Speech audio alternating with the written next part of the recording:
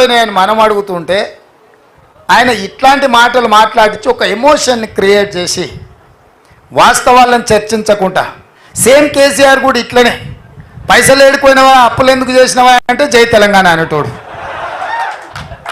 జై తెలంగాణ కాదని ఎవరు అన్నారు? జై శ్రీరామ్ కూడా ఎవరు కాదు అంటారు. లెక్కలు అడిగే వరకల్లా ఆయన అడ్డం పెట్టుకోనికే ఇలా ఇట్లా తయారైండు. లాలూ ప్రసాద్ ఓ మాట చెప్పిండు. ఓ గాడిద ఉన్నది రజకునికి. ఆ గాడిద మీద ఒక దుప్పటి ఉన్నది, దుప్పటి మీద శ్రీరాముడు బొమ్మ ఉన్నది. అది ఊర్లో ఏ సేను మేయడానికి పోయినా ఎవరేమనేటోళ్ళు కాదు, దాని మీద దేవుడు శ్రీరాముడు కనిపించదు కాబట్టి దండం పెట్టేటోళ్ళు. గాడిద అనుకున్నది, అబ్బా ఈ ఊర్లో అందరు నన్ను చూస్తే భయపడుతున్నారు, నేనంటే భక్తి అందరు దండం పెడుతున్నారు అనుకున్నాను. ఓ రోజు ఇట్లనే దొంగసేను మేయడానికి పోయినప్పుడు ఆ దుప్పటి చెట్టుకు తగిలి అది పోయింది. దాని మీద కప్పిన దుప్పటి లేదు, దేవుడు కనిపించలేదు. పోయి చేనులో పడంగానే గుత్ప తీసుకొని కొడితే దాన్ని నడుము ఇరిగింది.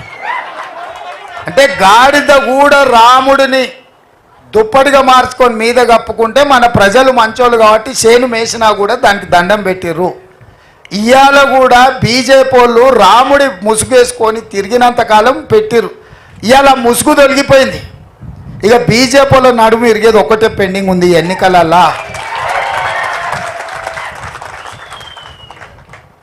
అందుకే మిత్రులారా, మనమందరం అప్రమత్తంగా ఉండాలి.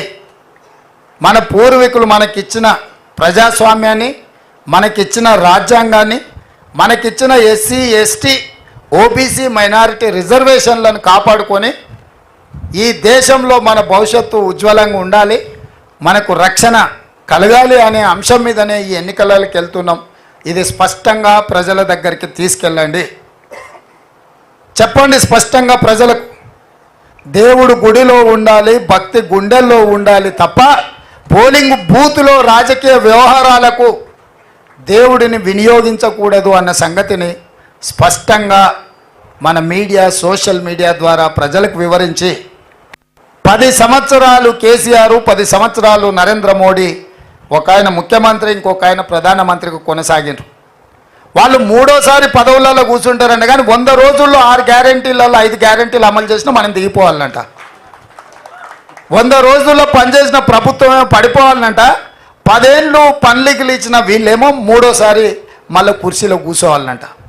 చెప్పండి, ఈ 10 ఏళ్ళలో మీరు చేసింది ఏంది? 100 రోజుల్లో మనం చేసింది ఏంది? నేను అన్న దూలం లెక్క పెరిగితే కాదు, దూడకున్న బుద్ధాన్ని ఉండాలని హరీష్ రావు